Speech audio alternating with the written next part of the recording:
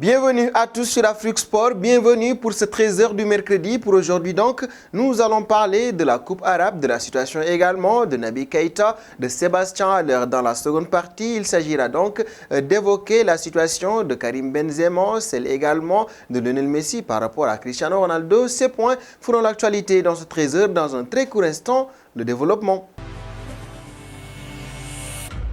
Re-bienvenue à tous sur Afrique Sport, re-bienvenue dans votre plateau du 13h de ce mercredi 8 décembre 2021. Pour aujourd'hui, nous allons débuter avec la Coupe arabe avec notamment l'Égypte et l'Algérie, tous deux déjà qualifiés pour les quarts de finale de la Coupe arabe de la FIFA qui se déroule actuellement au Qatar.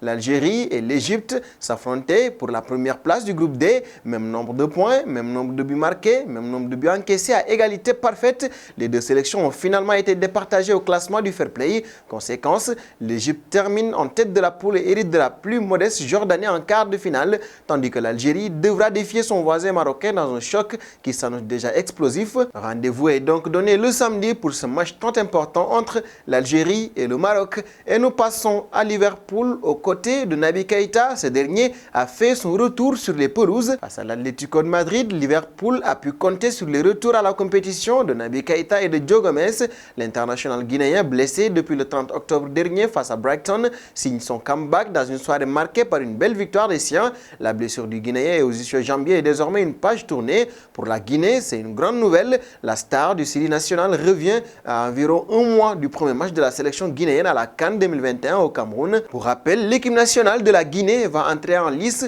le 10 janvier. Ce sera contre le Malawi. Et nous partons chez une autre star africaine. Il s'agit de Sébastien Haller. Ce dernier fait des merveilles en Ligue des Champions. Lors de la victoire 4-2 de son équipe contre le Sporting Portugal, l'international ivoirien a ouvert le score sur penalty pour signer un 10e but dans la compétition cette saison. Un total impressionnant qui lui permet de devenir seulement le 4e joueur de l'histoire à atteindre ce total en phase de groupe après Cristiano Ronaldo, Lionel Messi et Robert Lewandowski, un joli trio. Surtout à l'heure égale une performance seulement réalisée jusqu'ici par Cristiano Ronaldo, à savoir marqué lors de chacun de ses 6 matchs de poule. Le Kenchu Ballon d'Or avait réalisé cet exploit lors de la saison 2017-2018 et nous allons passer du côté de l'Olympique lyonnais. Ici, Juninho pourrait partir dès janvier. Sur RMC, dans l'émission Rotten sans flamme, Juninho s'était exprimé sur son avenir au sein du club lyonnais avant le choc entre l'OL et l'OM.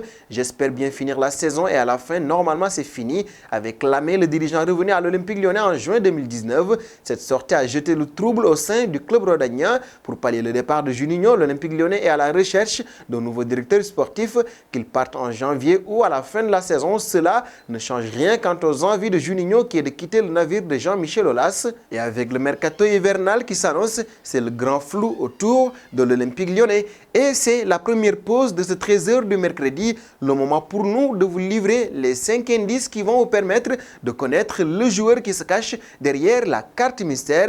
Le premier indice du jour, je suis un attaquant de talent, qui suis-je? Premier indice, je suis un attaquant de talent, qui suis-je? Deuxième indice du jour, j'ai joué avec Ricardo Kaka, qui suis-je? Deuxième indice du jour, j'ai joué avec Ricardo Kaka, qui suis-je? Troisième indice, dans l'équipe que je partageais avec lui, au moins 2 sont devenus des entraîneurs reconnus, qui suis-je? Troisième indice, dans l'équipe que je partageais avec lui, au moins 2 sont devenus des entraîneurs reconnus, qui suis-je? Quatrième indice, en 2009, j'ai joué 14 matchs en Ligue 1, qui suis-je? En 2009, j'ai joué 14 matchs en Ligue 1. Qui suis-je? Cinquième et dernier indice, en dehors du football, mon style de vie est très vite remarqué. Qui suis-je? Cinquième et dernier indice, en dehors du football, mon style de vie est très vite remarqué. Qui suis-je? Ce sont donc là les 5 indices qui vont vous permettre de connaître le joueur qui se cache derrière la carte mystère.